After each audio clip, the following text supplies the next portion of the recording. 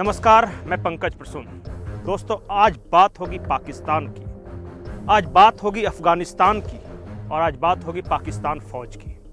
पिछले 24 घंटों में पाकिस्तान की फौज के अंदर कुछ ऐसा हुआ है जो दुनिया से छुपाया तो जा रहा है, लेकिन खबरें छनकर बाहर आ ही जाती है। पाकिस्तानी फौज के अंदर एक बड़े बगावत की आहट सुनाई देने लगी है।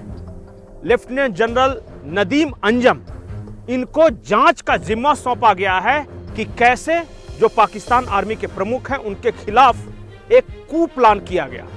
और जिस शख्स अरशद, जो कि खुद पाकिस्तान सेना में एक बहुत बड़े पद पर DGIS के पद पर तैनात हैं, वो UAE भाग चुके हैं। पाकिस्तान में क्या कुछ हुआ और इसके अलावा 11 सैनिकों की मौत की वजह क्या है, ये पूरी साजिश का पर्दाफाश करेंगे तो आप सोचेंगे कि क्या पाकिस्तान जैसे देश में ऐसा भी कुछ हो सकता है।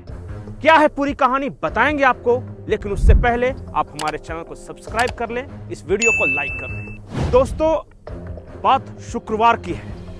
शुक्रवार शाम को अचानक पाकिस्तान सेना के एक बहुत बड़े अफसर पाकिस्तान से भागकर UAE चले जाते हैं और उनके भागने के पीछे जो वजह बताई जाती है वो ये कि वो जो पाकिस्तानी आर्मी के चीफ हैं उनके खिलाफ उन्होंने बगावत की थी और इस बगावत में उनका साथ दे रहे थे करीब 1 दर्जन army officer. Lieutenant general Ashraf भाग चुके हैं। इस पूरे कू का या फिर पूरी तख्ता पलट की साजिश का समय रहते पता चल गया और उन्होंने इस पूरे मामले की जांच का जिम्मा नदीम अंजम नाम के एक पाकिस्तानी अधिकारी को दी है।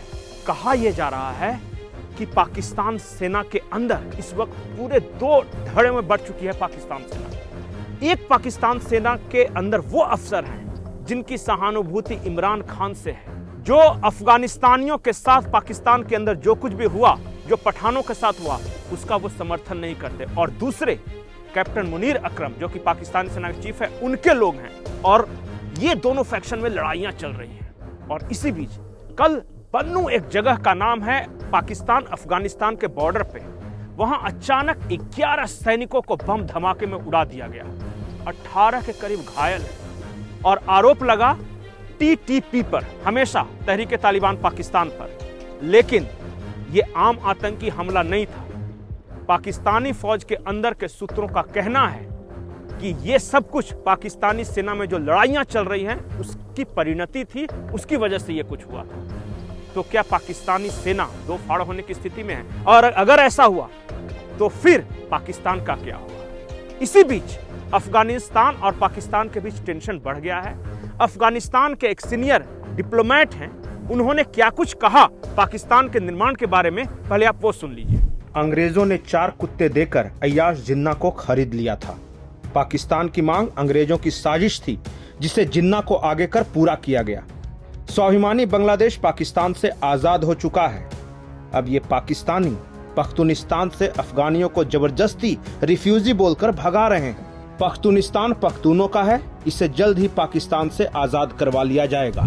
तो दोस्तों, ये थे अफगानिस्तान सरकार के वरिष्ठ डिप्लोमेट जो कह रहे थे कि जिन्ना को अंग्रेजों ने 4 कुत्ते सौंपे और अय्याश जिन्ना ने इसके बदले पाकिस्तान की मांग किया और वो पाकिस्तान मिल गया। उन्होंने ये भी कहा कि बांग्लादेश जो बना वो स्वाभिमानी लोग थे, वो पाकिस्तान से अलग हो गए। अब पाकिस्तान के लोग, जो कि पाकिस्तान में पख्तूनख्वा कहा जाता है लेकिन अफगानिस्तान में पख्तूनिस्तान कहते हैं पख्तूनिस्तान अफगानिस्तान का है, वहाँ पख्तून रहते हैं, पठान रहते हैं, वो अफगानी हैं। पाकिस्तान को उस पर कोई हक नहीं और अब उस इलाके से जबरदस्ती अफगान रिफ्यूजियों को भगा रहे हैं।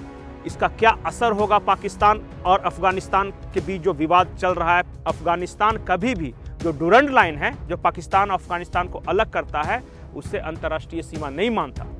उसका कहना है कि अफगानिस्तान के आज भी कई इलाके पाकिस्तान में हैं और हम उसे वापस लेकर हैं। लेकिन इस बीच एक और बड़ी खबर है। खबर यह है कि अब तक तो सिर्फ बलूचिस्तान, पख्तूनिस्तान या POK में आज़ादी की लड़ाई चल रही थी और अब आज़ादी की जंग या उसकी मांग पाकिस्तान के दूसरे हिस्सों में भी फैलती जा रही है। एक कश्मीरी मुसलमान हैं जो कि POK में रहते हैं, उन्होंने क्या कुछ कहा पहले वो सुन लीजिए, और उसके बाद एक हम प्लान के बारे में आपको बताएंगे जो कि सऊदी अरब, अफगानिस्तान और भारत ने मिलकर बनाया है। और कहा यह जा रहा है कि इस प्लान को ईरान का भी परोक्ष समर्थन है। क्या है वो प्लान पाकिस्तान को लेकर, वो हम आपको बताएं। उससे पहले आप पाकिस्तान में रहने वाले एक कश्मीरी मुसलमान की बात सुनिए।